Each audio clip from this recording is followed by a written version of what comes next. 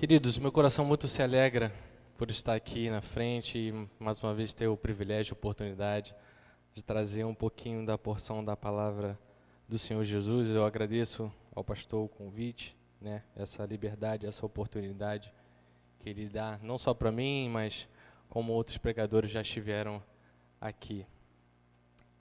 Tá com a sua Bíblia aí? Trouxe sua Bíblia? Amém? Faz o seguinte, vamos fazer um exercício comigo assim. Pega a sua Bíblia. Tá com a sua Bíblia na mão? Levanta ela assim. Você vai repetir comigo assim, ó. Eu sou o que a Bíblia diz que eu sou. Eu tenho o que a Bíblia diz que eu tenho. E eu posso o que a Bíblia diz que eu posso. Querido, a palavra do Senhor é a nossa regra, única regra de fé e prática. E é interessante que isso esteja cravado no nosso coração, porque tem muitas igrejas e muitos pastores que estão falando coisas que não estão aqui e deixando de falar as coisas que estão aqui. Então, que isso possa estar cravado no nosso coração. Eu quero convidar você a abrir a sua Bíblia lá no livro de Salmos, capítulo 127. Salmos, nós vamos ler o capítulo 127. Quem achou, diga amém. Quem não achou, diga amém também. Quem tudo dá graças. Confesso que eu estou um pouquinho triste hoje, pastor, porque hoje eu estou um estilo mais despojado. Eu fui tentar botar a calça social e a calça social está apertada. É uma bênção do casamento, né? Tive que colocar uma calça jeans um pouquinho mais despojado, jovial, né? Um pouquinho mais jovial. Todos acharam, amém? Assentados mesmo, eu vou ler e os irmãos podem acompanhar comigo.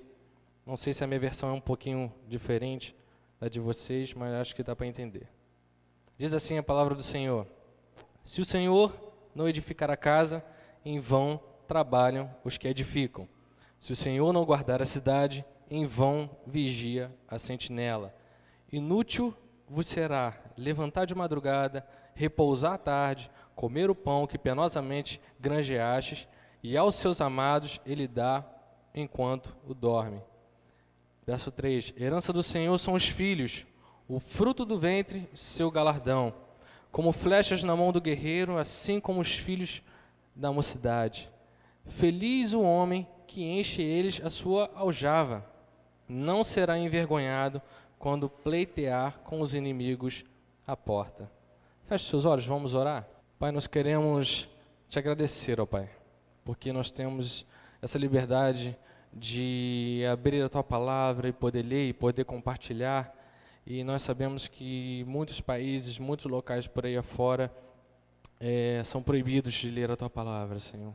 Então que nós possamos dar valor a isso, a essa liberdade que nós temos hoje de poder abrir a nossa Bíblia, poder prestar um culto ao Senhor, poder ler a Sua Palavra e meditar nela dia e noite, Pai. Pai, fala aos nossos corações, fala ao meu, fala à Tua igreja, Pai, aquilo que o Senhor queres, não aquilo que eu queira, Senhor.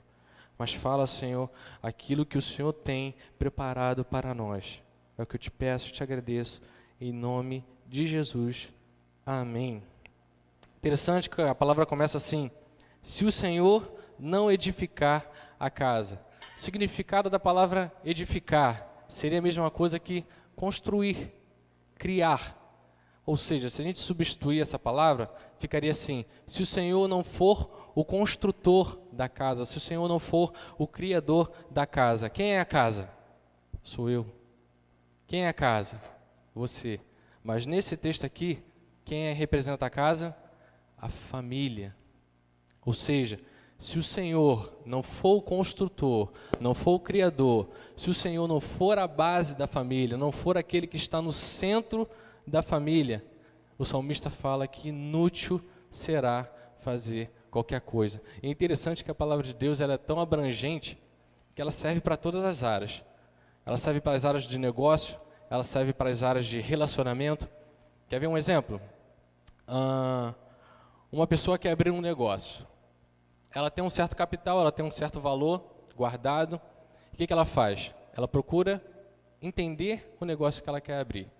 Mas não só isso, ela começa a pesquisar, ela começa a perguntar, ela vai no gerente do seu banco, vê com ele qual é o melhor investimento, qual é a melhor proposta, como faz para abrir aquele negócio, como faz para tirar de repente o CNPJ. Ela toma diversas atitudes. Só que às vezes ela esquece de tomar a principal, que é perguntar ao Senhor se esse é o caminho correto. Porque quando perguntamos ao Senhor se este é o caminho certo, nós queremos colocar o Senhor como centro daquele. E aí muitas das vezes o negócio não acontece como se esperava. É interessante que o pessoal fala, não foi da vontade de Deus. Mas será que você parou um momento para perguntar ao Senhor, Senhor, será que eu tenho condições de abrir esse negócio? Será que eu vou ter condições físicas, mentais, saúde? Será que eu vou conseguir gerir esse negócio? E aí a pessoa não pergunta ao Senhor. Pergunta a todo mundo, mas não pergunta ao Senhor. E aí o que às vezes acaba acontecendo? Aquele negócio não se prospera. Mesma coisa serve para relacionamento. Um rapaz está interessado numa moça, a moça interessada num rapaz, eles namoram, estão felizes e pretendem se casar. E eles começam a pergunta ao seu amigo, e aí, o que você acha de fulana? Pô, legal? Pô, fulana é legal, pode casar com ela. Pergunta aos pais, olha, quero casar com a sua filha, tenho interesse. Perguntam todo mundo, mas às vezes se esquece de perguntar a pessoa principal, o Senhor. Esquecem de colocar o Senhor como centro do relacionamento. Esquecem de dizer assim, Senhor, será que é essa pessoa? Será que essa pessoa é a correta para a minha vida? Será que ela vai me completar? Será que eu vou amá-la como deveria? E o que acontece? Às vezes com as suas próprias atitudes, a pessoa vai lá e casa. E às vezes não dá certo.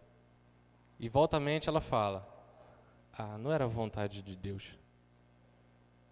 Só que é interessante que às vezes a gente culpa mais Deus do que a gente, né? Será que realmente era a vontade de Deus ou era a nossa vontade? Eu lembro da oração que Jesus nos ensinou, né? Como é que é a oração que Jesus nos ensinou? Pai nosso que estás nos céus, santificado seja o teu nome. Venha a nós o teu reino, seja feita a tua vontade. Só que muitas das vezes a gente quer fazer a nossa vontade. Imagina assim comigo, você não precisa ser engenheiro, não precisa ser pedreiro, não precisa conhecer de obra.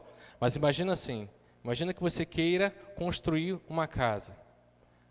Antes de construir essa casa, o que você precisa fazer? A fundação. Aí você vai virar e perguntar para mim assim, Gustavo, eu posso construir a minha casa na areia? Pode. Sem problema nenhum. Só que a gente sabe que a areia, ela é um solo instável. Hoje ela está de um jeito, amanhã ela está de outro. E se você construir a sua casa na areia, o que vai acontecer com o tempo? A casa vai... Pode falar, a casa vai? Cair. Gustavo, eu posso construir a minha casa na terra? Pode. Só que, o que acontece com a terra quando chove? Vira lama. E o que vai acontecer com a sua casa? Ela vai? Não entendi, ela vai? O local mais seguro para você construir a sua casa é na rocha. E quem é a rocha? Jesus é a rocha. O que o salmista está querendo dizer é o seguinte, se o Senhor não edificar a casa, se o Senhor não estiver no centro da sua família, se o Senhor não for a base da sua família, se o Senhor não for a rocha que sustenta a sua família, em vão será o seu trabalho. Você pode repetir comigo assim? Jesus é a rocha da minha família. Agora com um pouquinho mais de convicção. Jesus é a rocha da minha família. A família é a obra mais perfeita criada por Deus. Não sei se vocês lembram, eu não estava lá. Você estava lá, pastor, lá em Gênesis? Não estava não, né? Zé Roberto também não, né? Tá. Mas lá em Gênesis, o que aconteceu? Deus criou céu, Deus criou terra, monte, sol, lua, animais, e Deus criou quem? O homem. Só que Deus criou o homem e ponto final? Não. Porque Deus olhou para o homem e percebeu que lhe faltava algo. Deus olhou para o homem e viu que o homem se sentia uma parte vazio. Quem ele criou? A mulher. E o homem e a mulher é o princípio de quê? Da família. Amém? Amém. Verso 3. Os filhos são herança do Senhor. Herança, você sabe, que é quando alguém deixa algo para uma outra pessoa. E, preferencialmente, no motivo de morte, certo? Então, herança, ela é um direito, pode ser um bem material. Mas a herança também é uma obrigação. Herança também é uma responsabilidade. Os filhos são herança do Senhor. O que significa isso?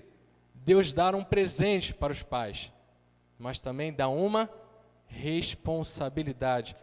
Imagina assim, que um homem ele tem uma empresa, ele tem alguns imóveis, e depois que ele morre, ele deixa isso para os seus herdeiros.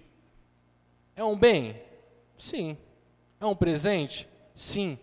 Mas é uma responsabilidade. Porque se eles não tiverem responsabilidade com aquilo que eles herdaram, o que acontece? Eles vão perder. Mesma coisa são os filhos. Deus nos dá. Eu ainda não tenho filho, pretendo ter. Mas quem tem filho sabe que os filhos são uma dádiva do Senhor, é um presente, mas também é uma responsabilidade. Só que, queridos, o que a gente tem visto aí fora é totalmente o inverso. A gente tem visto pais que não têm se preocupado tanto com os seus filhos. Os pais não têm se preocupado tanto com como é que vai a educação dos seus filhos. Os pais não se preocupam como estão a saúde dos seus filhos. Os pais não estão mais se preocupando com o que os seus filhos estão assistindo, com quem eles andam, com quais são as suas amizades. Já parou uma vez na rua? Comigo já acontece sempre. Já parou na rua e você viu uma criança e você pensou assim: nossa, essa criança está um pouco largada. Já aconteceu isso com você? Cadê o pai e a mãe dessa criança? Cadê a responsabilidade dos pais com relação à criança? É interessante que hoje a gente vê criança, a partir de 5, 6, 7 anos de idade, com o celular na mão, com o tablet na mão. Aí você vai falar assim para mim: Gustavo, você está muito ultrapassado, hoje o mundo é tecnologia, é avançada. Antigamente os meninos rodavam peão, jogavam bolinha de gude, as meninas brincavam de boneca. Hoje em dia se usa o celular, hoje em dia eu uso o tablet. Eu estava até essa semana conversando com um amigo lá do trabalho e ele estava justamente questionando isso. Ele é divorciado, ele mora aqui e o filho dele junto com a ex-esposa mora em Cabo Frio. E ele, toda vez que liga para o menino não atende na hora. Por quê? Porque ele não sai do celular. Ele estava se questionando comigo, falando assim: cara, estou preocupado com meu filho, porque ou ele está no videogame, ou ele está no tablet, ou ele está no celular. Aí eu falei com ele, cara, você tem que sentar e conversar com ele, né? Até perguntei como é que estava o estudo, como é que está o estudo do seu filho? Ele está indo bem, né? Mas ele não larga a tecnologia. Eu falei, então você tem que conversar com ele. O porquê? Porque quando a gente menos esperar, os nossos filhos vão estar vendo coisas que não deveriam ver e falando com pessoas que não deveriam falar. Já pararam para pensar nisso? Então, assim, não critico quem dá um celular, um tablet para uma criança. Cada pai, cada mãe sabe da sua educação. Mas peço que fiquem alertas, porque o mal está à porta. Ainda bem que Irajá não tem nenhum pai nem uma mãe que faz isso, né? Não, né? Glória a Deus. Amém? Tem nenhum pai, nenhuma mãe egoísta aqui, não, amém? Nenhum pai, nenhuma mãe comeu o danoninho do seu filho, não, né? Não? Amém? Então tá bom. Provérbios 22, 6. Não precisa abrir, não. Você conhece esse texto de cor. É um texto muito conhecido, é um texto muito falado nas igrejas, mas às vezes ele não é compreendido na sua totalidade. É igual o texto de Mateus 6, verso 33, que não tem nada a ver com a mensagem, né, que fala: buscai primeiro o reino de Deus todas as coisas vos serão acrescentadas. E a pessoa acha assim, não, eu vou para a escola dominical, eu vou para o culto à noite, eu vou participar de uma sociedade, eu vou fazer parte do coral, vou fazer parte do ministério, e todas as coisas me serão acrescentadas. Equívoco total. Jesus não estava querendo falar nada disso. Jesus estava dizendo o seguinte: se você é fiel, se você tem certeza da sua salvação, se você medita na lei dele, dia e noite, você não precisa andar ansioso com nada. Aí Jesus fala: olhai as aves dos céus, que elas não colhem nem plantam, e mesmo assim elas têm de comer todos os dias. Olhai os lírios do campo. Aí ele fala que nem mesmo Salomão, com toda a sua riqueza, podia ser tão belo como os lírios. E aí ele fala: não andeis ansiosos com coisa alguma. Buscai primeiro o reino de Deus e todas essas coisas, ou seja, o seu alimento, o seu vestimento, a sua saúde, não vai faltar, porque o Senhor é o Senhor da provisão. Amém? Mas voltando aqui para o texto, Provérbios 22, verso 6. Vou só iniciar, você vai completar o versículo comigo. Diz assim: ensina a criança e ainda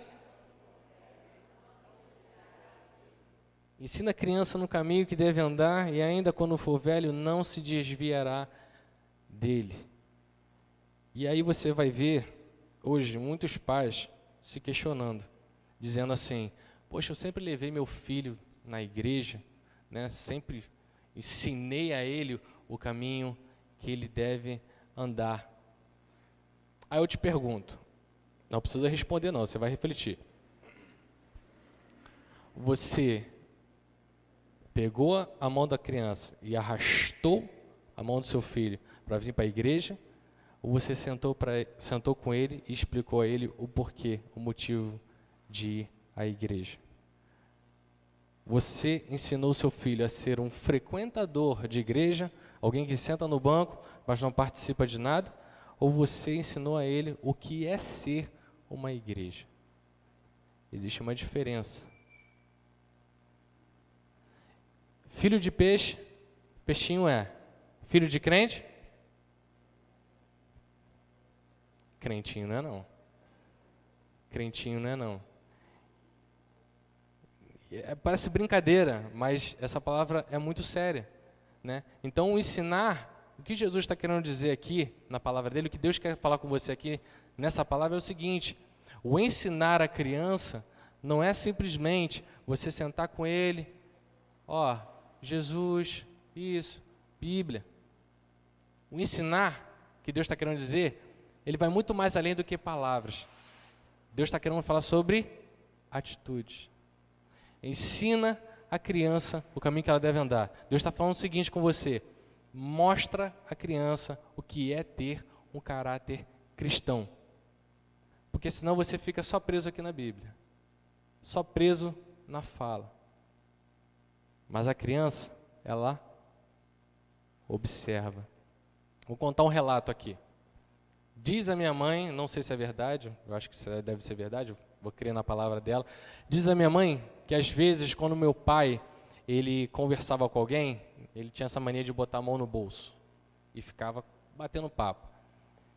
E ela, quando ela se perdia, ela me olhava e eu estava como? Com a mão no bolso, na mesma posição. Por quê? Porque o meu pai, ele era um referencial para mim.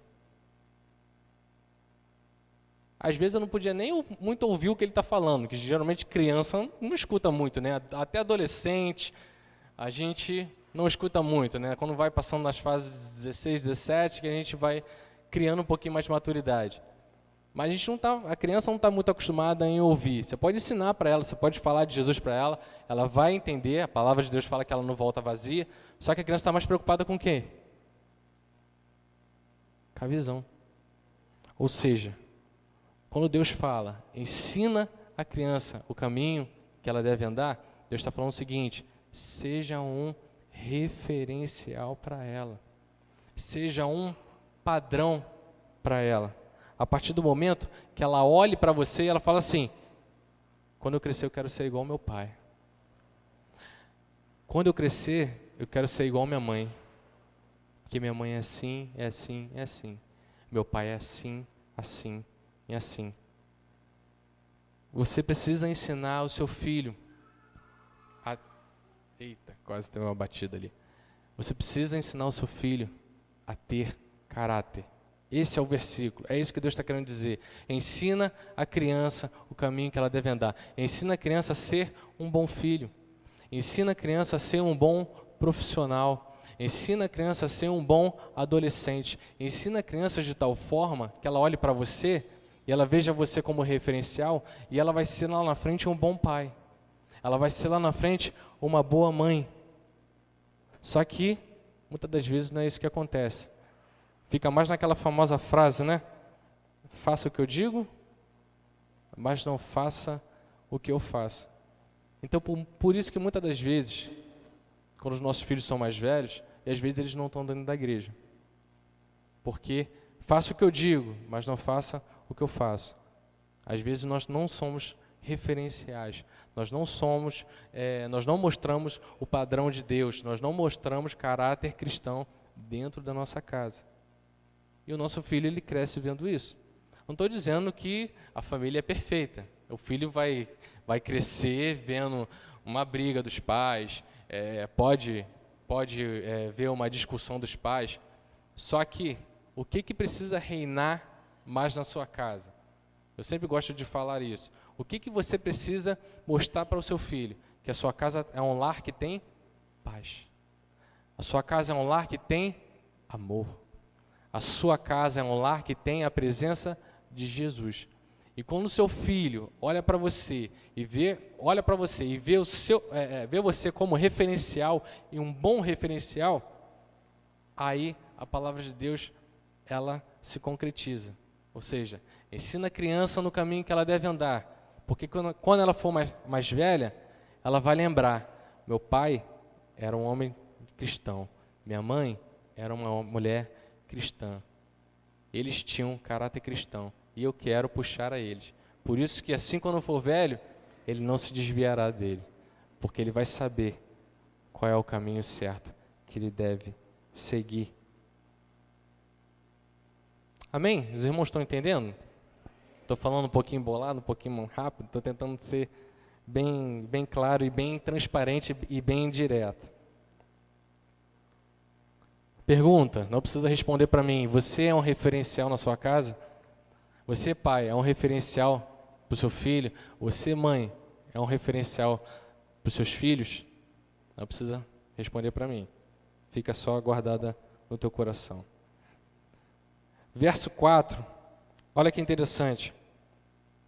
Como flechas na mão do guerreiro, assim são os filhos da mocidade. Vocês já viram um filme onde existe um guerreiro de arco e flecha?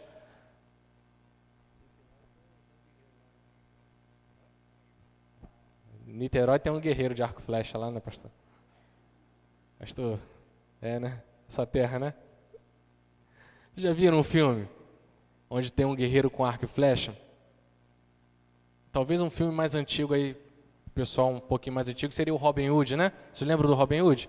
Aquele que roubava do governo corrupto para entregar para os pobres, né? Ele usava um arco e flecha. O pessoal que é mais novo, mais jovem, seria os Jogos Vorazes, né? Que também é a mesma coisa. Mas é interessante, ele fala que os filhos eles são como flechas na mão do guerreiro. Não sei se você parou para perceber. Você já viu que a flecha ela tem dois objetivos. Primeiro objetivo, acertar o alvo, certo? Segundo objetivo, e acho que é um dos mais importantes, a flecha ela consegue ir aonde o guerreiro não consegue. Ele está querendo dizer o seguinte, que você, pai, precisa preparar o seu filho para ir mais além do que você já foi. Já aconteceu com você? Aconteceu comigo. Meu pai talvez não teve a mesma criação que eu tive, talvez não teve a mesma oportunidade.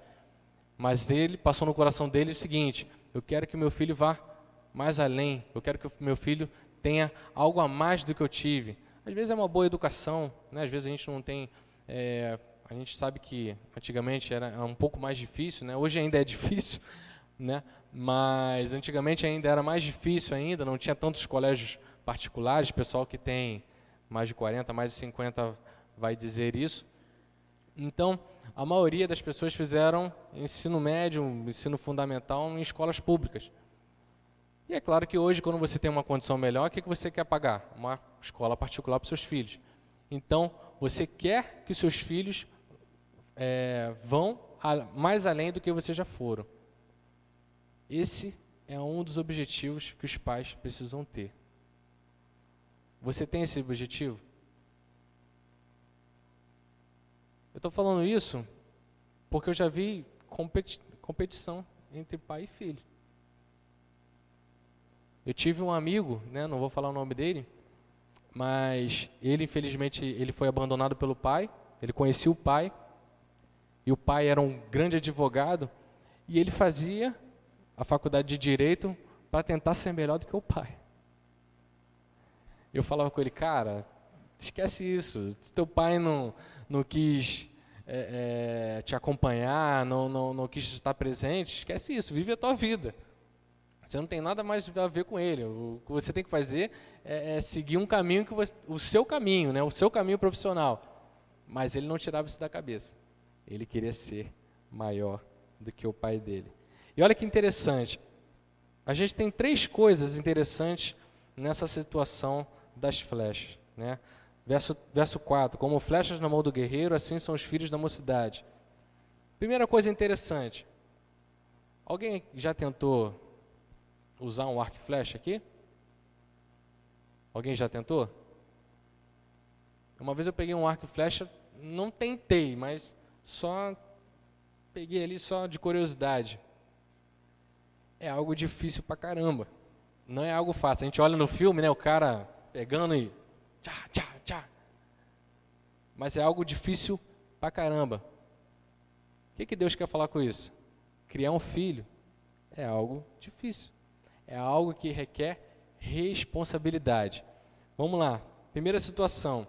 Como um guerreiro segura a flecha. Já viu como um guerreiro segura a flecha? Firme. O guerreiro ele tem firmeza. Porque botar a flecha e puxar ela não é algo fácil. Você precisa ter firmeza. Os pais precisam ter firmeza com os seus filhos.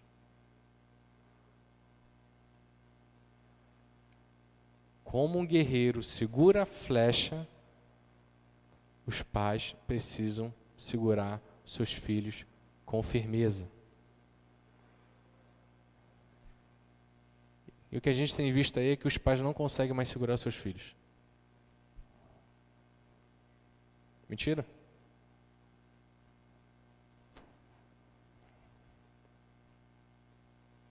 Os pais não conseguem mais segurar seus filhos. Tem filho que manda no pai, tem filho que manda na mãe.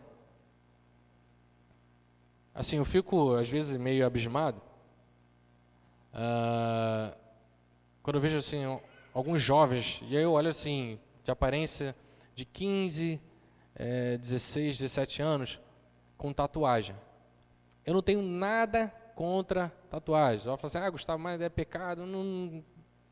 Enfim, não entro nesse mérito. Né? Acho que cada um tem a sua vida, cada um faz o que quiser do seu corpo. Mas o que eu fico abismado é que, assim, adolescentes de 16, de 15, 17 anos com tatuagem.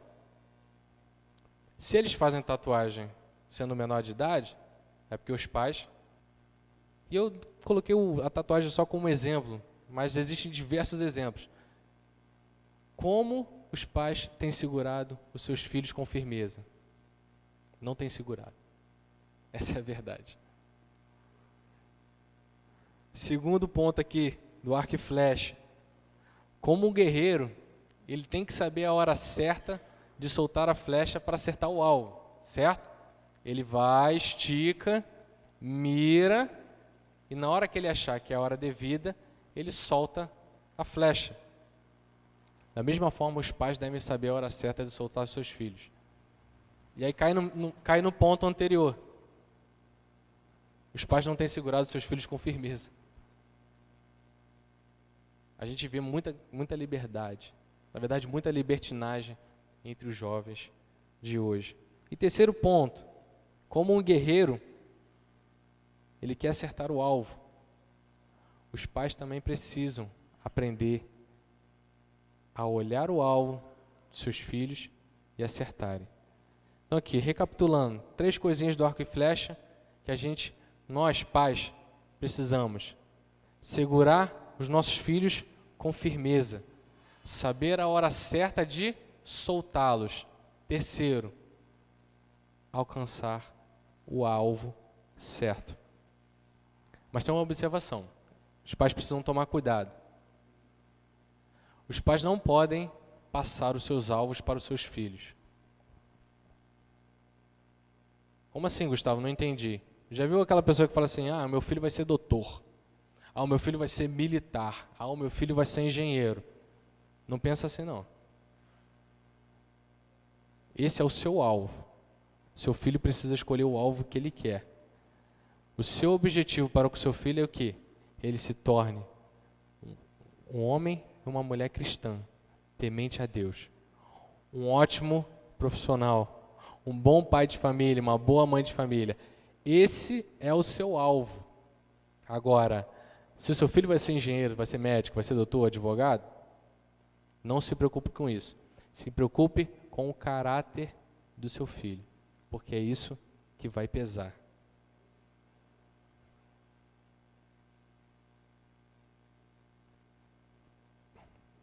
Gente, eu estou sendo um pouquinho duro? Não, né?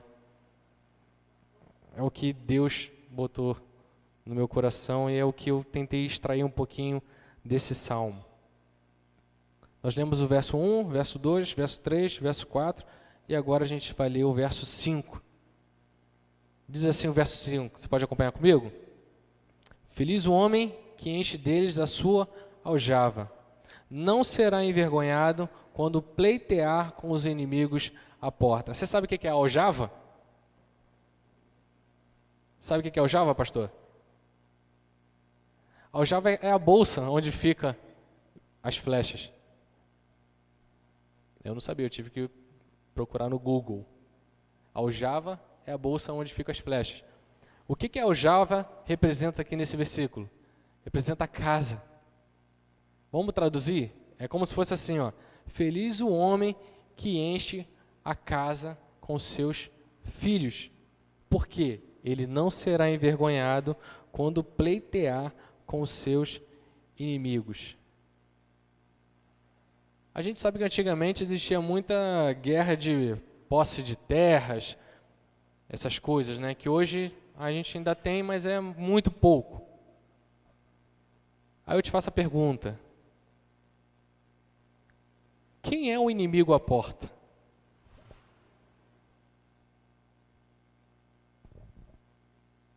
Não será envergonhado quando pleitear, quando lutar com os seus inimigos, quando os seus inimigos estiverem à porta.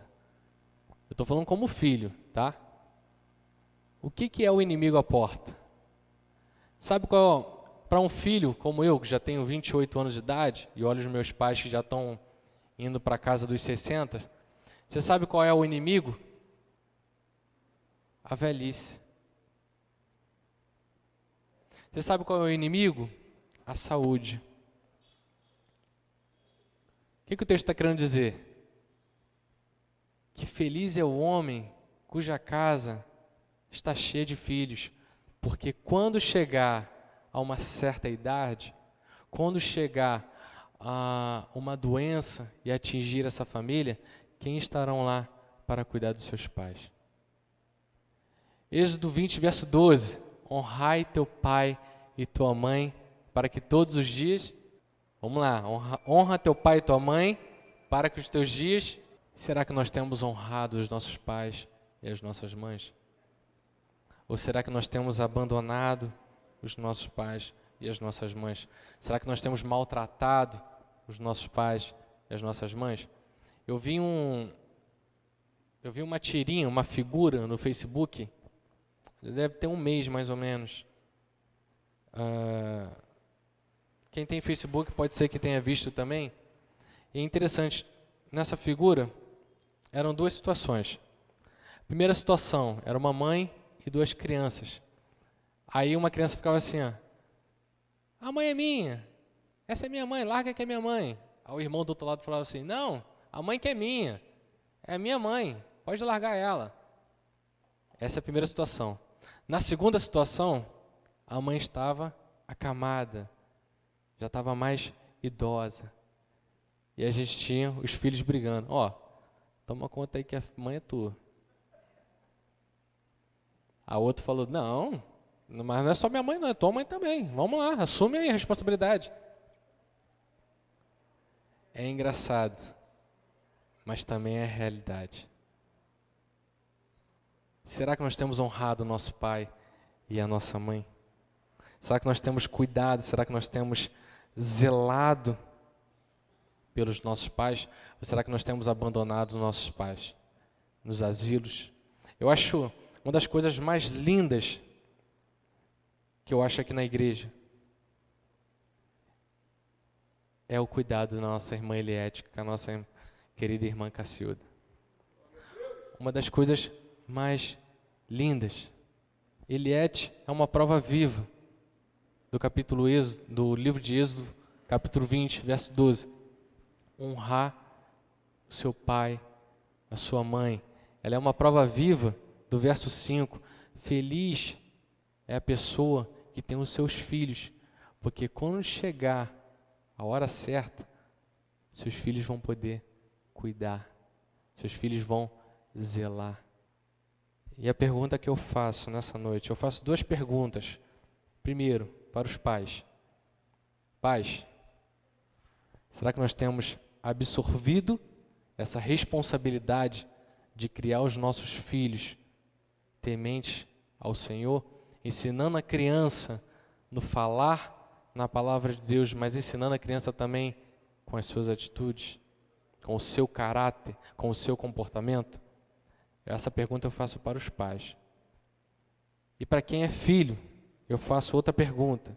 Filho, será que você tem honrado o seu pai e a sua mãe? Será que você tem cuidado? Será que você tem zelado? Será que você fala com a sua mãe e diz um oi para ela? Diz um eu te amo? Uma vez posso contar, né, mãe? Uma vez acho que eu estava tão enrolado no trabalho, estava tão enrolado lá na obra, que acho que eu fiquei uma semana sem falar com a minha mãe. Ela quase entrou em depressão. Ela mandou mensagem para mim, uma carinha chorando. Falei, o que foi? Aconteceu alguma coisa? Não, você nem me ligou, você não diz que me ama. Nem pro seu pai também. Seu pai fica lá perguntando por você lá, como é que tá o Gustavo? Como é que tá o Gustavo? Mas você nem liga para ele. Eu falei, poxa mãe, me desculpa, porque às vezes o tempo, ele é tão corrido, né? E eu fiquei aí praticamente quase uma semana sem falar com ela, sem saber se ela estava bem, sem saber se ela estava passando por algum problema, se estava tudo bem dentro de casa. Antes, a gente tinha as cartas, né? Hoje a gente tem o Facebook e tem o WhatsApp. Então não existe desculpa por você falar assim, não consigo falar com fulano de tal. Hoje a tecnologia nos ajuda nisso. Se por acaso você tem algum problema com o seu filho, tem algum problema com os seus pais, com a sua mãe, hoje é um dia de transformação.